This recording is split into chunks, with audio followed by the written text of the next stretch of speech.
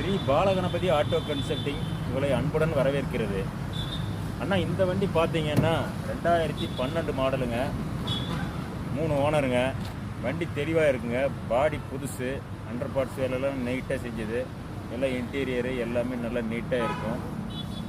வண்டி ரெக்கார்டு பார்த்தீங்கன்னாக்கா 1 வருஷம் எஃப்சி, 1 வருஷம் இன்சூரன்ஸுங்க. மற்றபடி பாடியோட கன்ஸ்ட்ரக்ஷன்லாம் என்னங்கிறது நீங்களே பாருங்கள். அப்படியே வீடியோ காட்டுறேன் உங்களுக்கு.